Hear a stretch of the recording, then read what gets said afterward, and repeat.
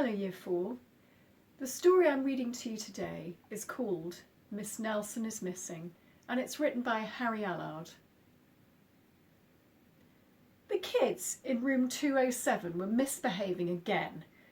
Spitballs stuck to the ceiling. Paper planes whizzed through the air. They were the worst behaved class in the whole school. "Now settle down," said Miss Nelson in a sweet voice. But the class would not settle down. They whispered and giggled. They squirmed and made faces. They were even rude during story hour. And they always refused to do their lessons. "Something will have to be done," said Miss Nelson. The next morning, Miss Nelson did not come to school. "Wow!" yelled the kids. "Now we can really act up." They began to make more spitballs and paper aeroplanes.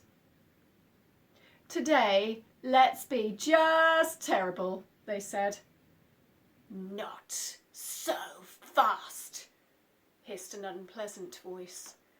A woman in an ugly black dress stood before them. "I am your new teacher, Miss Viola Swamp."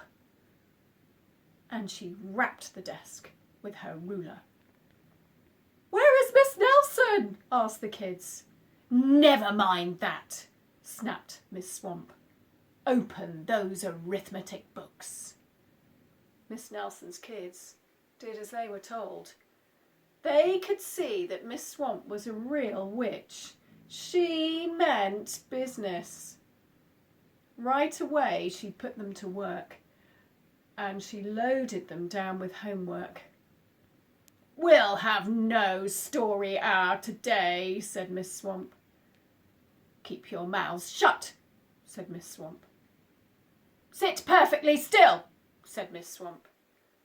"And if you misbehave, you'll be sorry," said Miss Swamp. The kids in room 207 had never worked so hard. Days went by, and there was no sign of Miss Nelson. The kids missed Miss Nelson. "Maybe we should try to find her," they said. Some of them went to the police. Detective McSmog was assigned to the case. He listened to their story.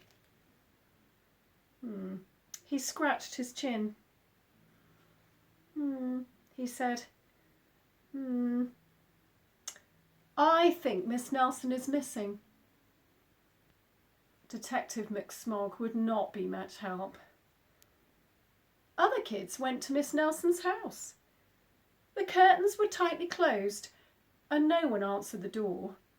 In fact, the only person they did see was the wicked Miss Viola Swamp coming up the street. "If she sees us, she'll give us more homework." They got away just in time. Maybe something terrible had happened to Miss Nelson. "Maybe she was gobbled up by a shark," said one of the kids. But that didn't seem likely. "Maybe Miss Nelson went to Mars," said another kid. But that didn't seem likely either. "I know," exclaimed one know-it-all. "Maybe Miss Nelson's car was carried off by a swarm of angry butterflies." But that was the least likely of all. The kids in room 207 became very discouraged. It seemed that Miss Nelson was never coming back, and they would be stuck with Miss Viola Swamp forever. They heard footsteps in the corridor. "Here comes the witch," they whispered. "Hello, children," someone said in a sweet voice. It was Miss Nelson. "Did you miss me?" she asked. "We certainly did," cried all the kids. "Where were you?" "That's my little secret," said Miss Nelson. "How about a story hour?" "Oh, yes," cried the kids. Miss Nelson noticed that during story hour, no one was rude or silly. What brought about this lovely change? She asked. That's our little secret, said the kids. Back home, Miss Nelson took off her coat and hung it in the closet, right next to an ugly black dress. When it was time for bed, she sang a little song. I'll never tell, she said to herself with a smile. P.S. Detective McSmog is working on a new case.